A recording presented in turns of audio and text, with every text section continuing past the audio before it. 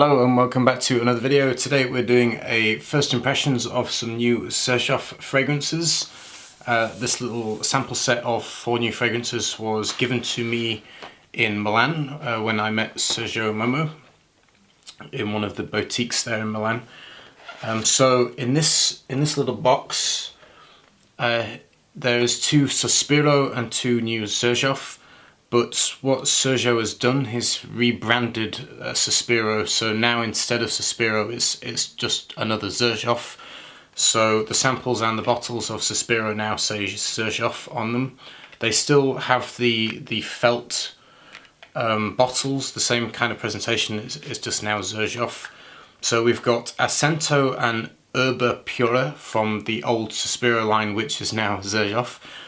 And then Indochine and Orientale from the regular Xerjoff collection. We're going to do a first impressions blind because I don't know any of the notes for any of these. Then I'll go and look up the notes and we'll come back to it once I know what the notes actually are and see if it changes my opinion at all or if we get any kind of nuances once I know what is in there. I think that's kind of a cool way to do it, so you'll get kind of 2 initial first impressions. Yeah, and then I'll probably do full reviews of any that I like in the future. If I don't particularly like them all that much, then I probably won't review them in full. But we'll see. We'll check them out now. So the first one I've pulled out is Accento. And this is from the, I keep repeating myself, the old Sospiro line, which is now Xerjoff. I just don't want people to get confused between the brandings now. Okay, this is very fresh, very bright, very clean. Nice citruses at the top.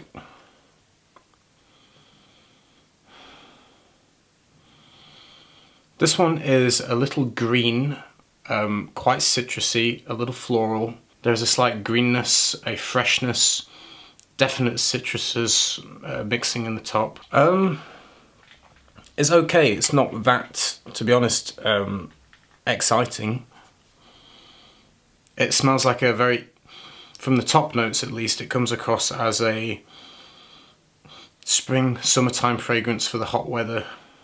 It smells a little bit shampoo-y in a way. I could imagine a shower gel smelling like this, which is not really what I want from a niche perfume. But very fresh, out of the shower, kind of invigorating kind of smell.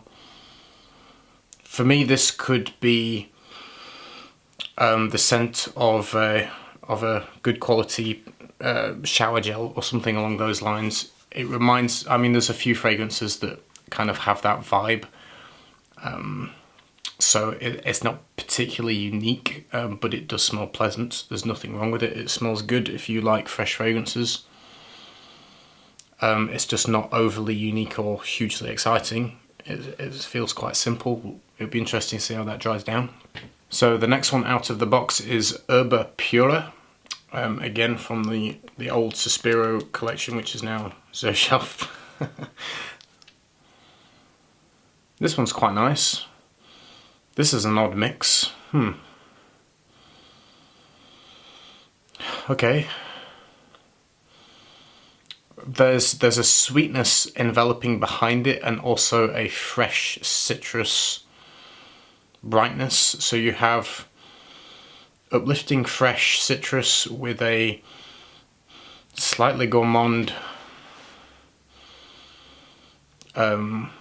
sweet kind of background to it.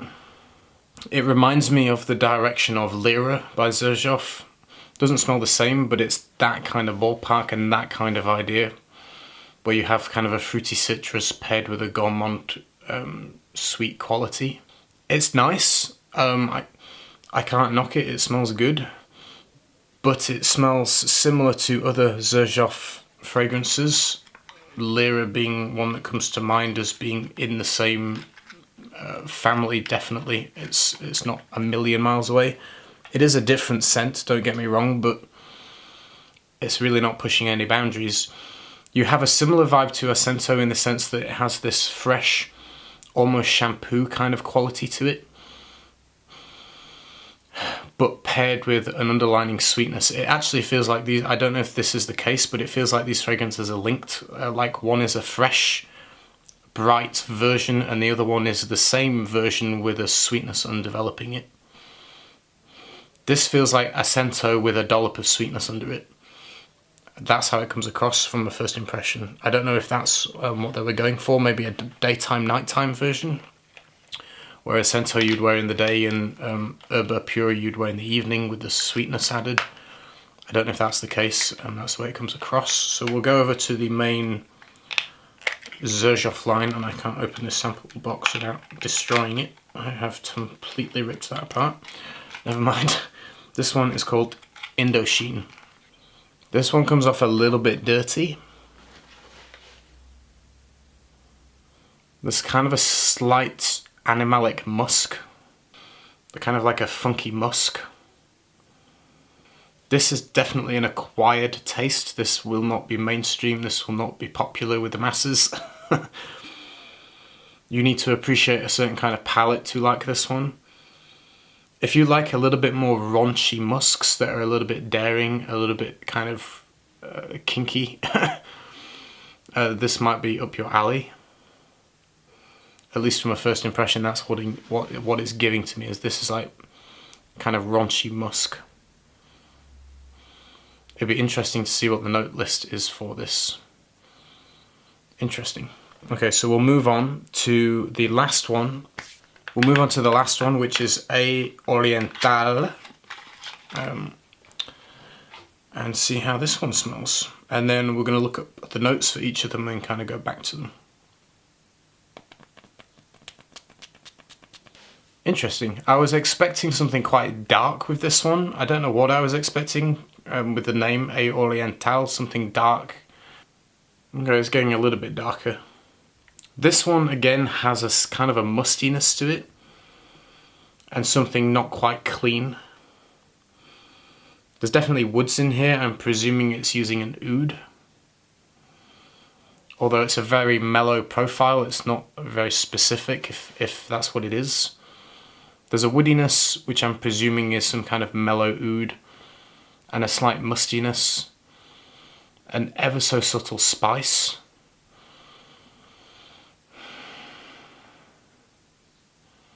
Quite hard to describe. I don't think even reading notes to this would paint a very good picture for you. This is one you would need to smell to kind of understand what it is I'm describing to you. I would sum it up by, as a first impression of the top notes at least, as a musty, woody fragrance, subtly spiced. It's not as dirty as the last one. That last one is kind of raunchy and musky. This one isn't at that level at all. But there's a wisp of something, which to me feels like a soft, pale, woody oud with an ever so slightly kind of musty undertone to it. Relatively easy to wear in comparison to the last one. Again, kind of specific in your taste. You're going to need to like more kind of that kind of style perfumery, like Middle Eastern almost. I don't mind this one. I think it smells okay. I think this one would smell better on skin. The woody nuances are coming out more now. From a first impression, I wish there was more to it. I wish there was a little bit more complexity and interest around it. It feels a little bit simpler, more based around the woody elements and the mustiness. But quite nice from a first impression. I would be happy wearing that one myself personally. We'll go back to Indochine. This one's sweetening it up now.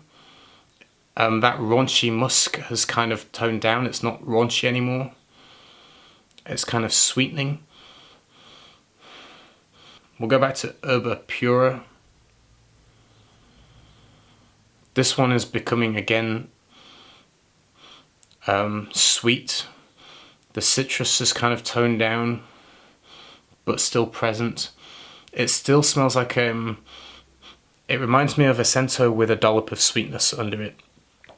Still kind of a shower gel, but with this kind of vanillic tonka-like sweetness behind it, almost caramel-like in a way.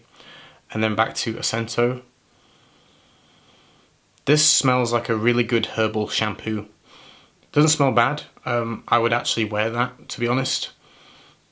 I wouldn't have a problem spritzing that on, but it's not unique, and I can think of at least 3 or 4 fragrances that have very similar directions. So, in fact, one from Xerjoff comes to mind. I think it's called Mephisto. It has a similar ballpark to that one. So not hugely unique within the Xerjoff line itself. They feel related to other fragrances in their own line, which is fine. It's, you know, they can copy themselves, but it would be nice if they were a little bit more original. We'll head over and look up the notes, and then we'll come back to them for a second time. So going back to the first fragrance, and I have the notes in front of me.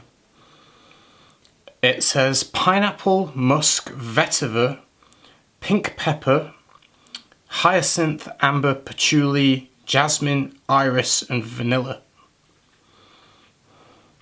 And I have to apologise, it's not new. I presumed they were new. This is 2011. I didn't get the pineapple, to be honest. It doesn't smell like pineapple to me. It smelled fruity and musky. But definitely not a juicy pineapple, at least on the paper. At the moment, it still smells like a musky shower gel. Not bad, my opinions really haven't changed. I wonder if I would smell the pineapple on skin. From a first impression on paper, pineapple didn't come through, but it was just a kind of a... It came across more citrusy, bright and citrusy, remembering it. It was more like... It came across more like bergamot and lemon, to be honest. It was bright, citrusy and musky and fresh. Didn't come across like pineapple, interestingly enough. But there you go. That is the notes for Accento. We'll head over to Erba Pura, which I said was pretty similar, kind of musky and fruity, but had a sweeter undertone. So the notes on this one, and this is 2013 release, looks like by the same perfumer. Yes, both by Christian Carbonell. So this one is mixed fruits with white musk, amber, orange, bergamot, lemon, and vanilla. I mean, it reminds me, like I say, of Accento with a big dollop of sweetness under it. Fruitiness that you get with certain shower gels and shampoos, but with an added dollop of vanilla sweetness behind it. So that's kind of as expected with that one. We'll move on to Indochine. So Indochine is a new release, 2019. The perfumer is Chris Maurice, and the notes are interesting. Okay, so we have got mango, strawberry, oud, musk, and caramel. So in the opening I remember saying that this was an animalic musk, which I guess must be the oud combining with the musk to create this kind of skanky muskiness.